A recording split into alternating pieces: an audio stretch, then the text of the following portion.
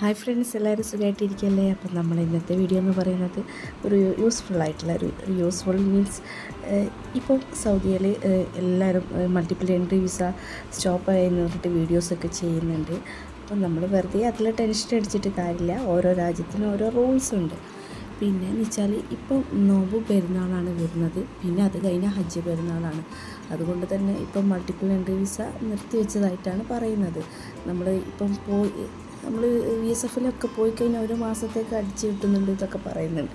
പക്ഷേ നമുക്ക് ഇനിയിപ്പം ടിക്കറ്റ് ചാർജൊക്കെ കൂടാൻ പോകുന്ന സമയമാണ്. അത്രയും ടിക്കറ്റൊക്കെ കൊടുത്ത് ഫാമിലീനെ ഒരു മാസത്തേക്ക് കൊണ്ടാകുമ്പോൾ അധികം ഫാമിലികൾക്കും അതൊരു മുതലാവില്ല. കാരണം അത്രയും പൈസ ചിലവാക്കിയിട്ട് 1 മന്തിലേക്ക് പോകാൻ ആരും അങ്ങനെ മെനക്കെടില്ല.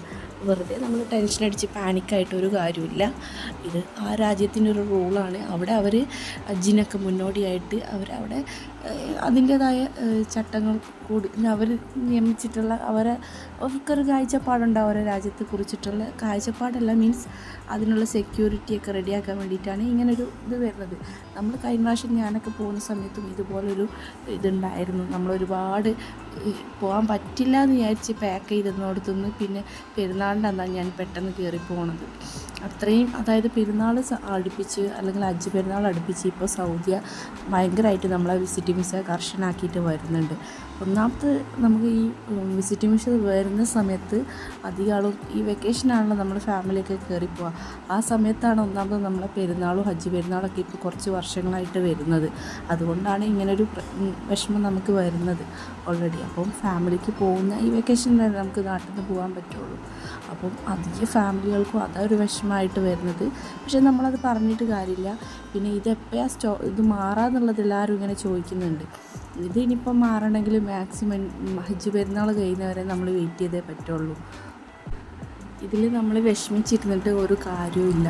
പിന്നെ VSFൽ പോയിട്ട് കുറേ പേര് മടങ്ങിയൊക്കെ വന്നിട്ടുണ്ട്. കാരണം ഒരു മാസത്തേക്ക് അടിച്ച് കിട്ടാമെന്ന് പറയുമ്പോൾ മടങ്ങിയൊക്കെ വന്നിട്ടുണ്ട്. അപ്പം നിങ്ങൾ എന്താ പറയുക, വെയിറ്റ് ചെയ്ത് നോക്കുക. ചിലപ്പം മാറിയാൽ നമ്മളൊക്കെ ഭാഗ്യം, പോകാനിരിക്കുന്നവരെ ഭാഗ്യം എന്ന് പറയാം. പക്ഷെ മാറാൻ ചാൻസ് കുറവാണ്. എന്തായാലും നമുക്ക് ഹജ്ജ് പെരുന്നാൾ കഴിയുന്നവരെ വെയിറ്റ് ഇരിക്കേണ്ടി വരും എന്നാണ് തോന്നുന്നത്. അതിന് മുന്നേ മാറുകയാണെങ്കിൽ കുറച്ച് ബെറ്റർ ആയിരിക്കും. കഴിഞ്ഞ പ്രാവശ്യമൊക്കെ നമ്മൾ പാസ്പോർട്ട് സ്റ്റാമ്പിങ്ങിന് കൊടുക്കുന്ന സമയത്ത് കുറേയൊക്കെ അവർ പിടിച്ചു വെച്ചിട്ട് കുറച്ച് ടൈം ലിമിറ്റ് ഇട്ടിട്ട് പിന്നെ അവർ അടിച്ച് ഇട്ടിട്ടുണ്ടായിരുന്നു. അങ്ങനെയാണ് എൻ്റേതൊക്കെ കിട്ടിയിരുന്നത്. പിന്നെ ഇത് എങ്ങനെയെങ്കിലും വഴി ശരിയാക്കാൻ വെച്ചാൽ നടക്കുന്ന കേസുമല്ല. നമ്മളെ രാജ്യത്തിൻ്റെ ഇതിന് കുറ്റം പറഞ്ഞിട്ട് കാര്യമില്ല, ഗവൺമെൻറ്റിൻ്റെ ഒന്നും കുറ്റം പറഞ്ഞിട്ട് കാര്യമില്ല. സൗദി ഗവൺമെൻറ്റിൻ്റെ തീരുമാനങ്ങളാണിത്. അപ്പോൾ അത് നമുക്ക് ബ്രേക്ക് ചെയ്യാനൊന്നും പറ്റത്തില്ല.